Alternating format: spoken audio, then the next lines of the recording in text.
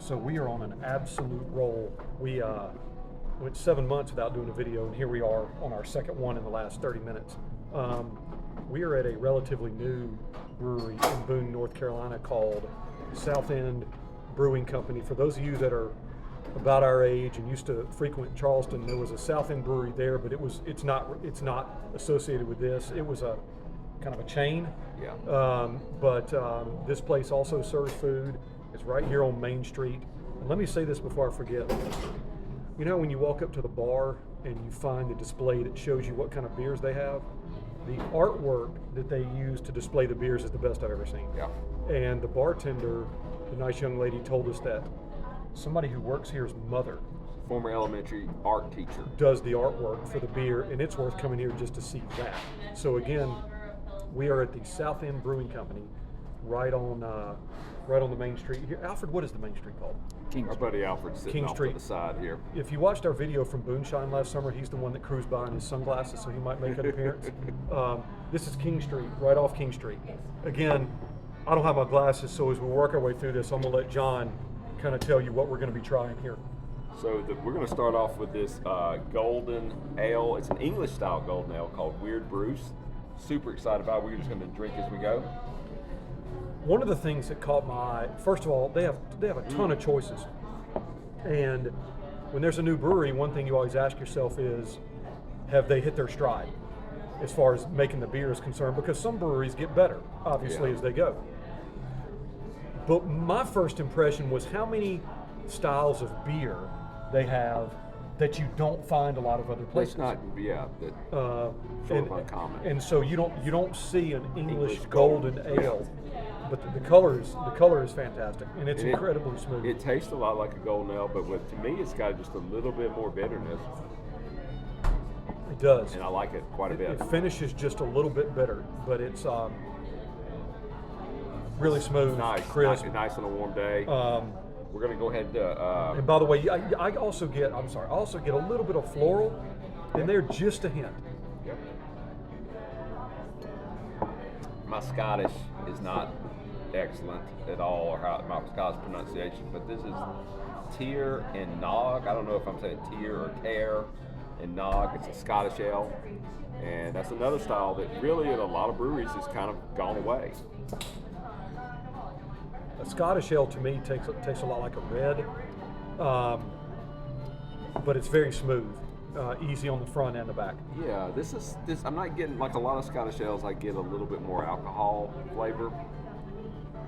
I'm not getting a lot of alcohol in this one, which makes it a lot easier drinking. I don't remember the alcohol content on this. It's about 5, maybe between 5 and 6. Well, there you go, because a lot of Scottish ales go up to 7, 8. You get a little more alcohol. I get just the smallest hint of a richness on the back end. Yes. Somehow. Very rich, I think. Not maybe in the initial drink, but in the back end, you get like a soothing, rich flavor. It might go well with a dessert or something. I'd say that to me, I'm getting a little bit of butterscotch. Yeah, good call. Very pleasant, easy drinker. Yeah, that's a good one. All right. Falcon Punch West Coast style IPA. And I didn't think to ask them where they got the names of their beers from, but they're very creative. And this is my time to say that my tastes have evolved a lot. At one time, before we started this channel, I was an IPA or die guy. But sometime around COVID, my taste changed, and I still do appreciate West Coast IPAs more than the hazy East Coast style. That's just my preference. I can enjoy both, but I probably am still a little bit more of a West Coast guy. First of all, this is very good, but that's John's take. So let me throw my take in about that real quick. I frankly get a little tired of people saying, well, I'm tired of IPAs. So drink what you want to drink. I mean, find styles that you like. And mine have changed too. But find styles you like and go with that. Don't worry about what other people drink. Don't worry about people mass produce beer. Just drink whatever you like to drink. I really like this. This is good, and there's very nice lacing on the glass there. There is nice color. It's a little over 6% on the alcohol. By the way, I'm gonna put you on the spot here, but you're usually good at answering these kind of questions. When somebody says West Coast IPA, and a brewery on the West Coast that pioneered that style, who comes to mind? For me, it would be Stone in Sierra Nevada. Stone in Sierra Nevada. Okay. Yeah. Stone in San Diego. Yeah. Sierra Nevada and Chico. Yep. Okay, so this is That's the Falcon. good stuff for you though. Yeah. On this good West Coast. I like it. We saved the darkest for last, and this would be the Suddenly Human Coffee Stout. And it's a lower alcohol, about 5%. Smells like breakfast. You Smells can like definitely coffee. get the coffee on that right off the bat. Man, that's it's a very roasted coffee. You can get the roast flavor in it pretty easily.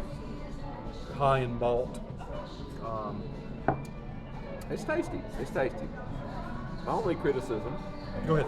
is it's mouthfeel wise, it seems a little bit on the thin, watery side to me, and that's a big thing for me with stouts. Is I want to kind of get that thicker mouthfeel, but it does have a good taste. And I don't know what goes on in the brewing process, but the coffee stouts that I have that I'm not a big fan of tend to do that. Yeah. They're not as full bodied. They're not as flavored. It's like drinking flavored water. I mean, no, it's not that bad, but it's almost like you're not getting the full flavor. That's why when The word I use to describe it is thin. They just seem a little thin. It seems a little thin. Well, when I can, I like to go with imperial stouts because they're going to have more flavor anyway. But I don't want to drink a 10% beer in the middle of the day, frankly.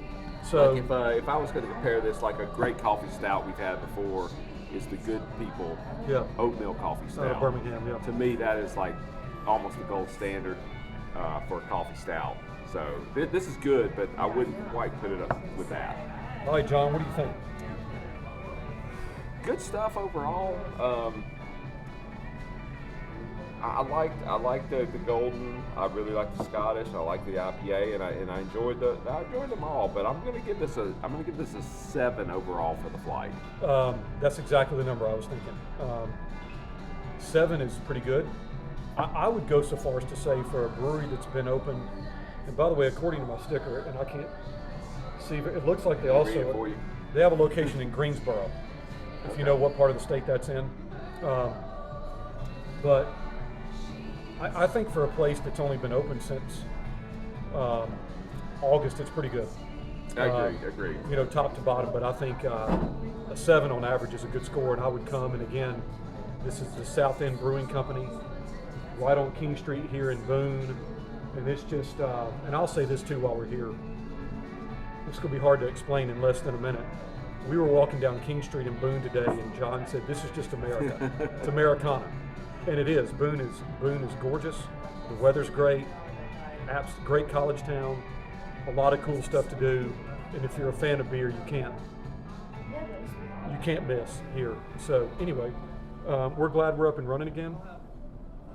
Give us a like. Give us a subscribe.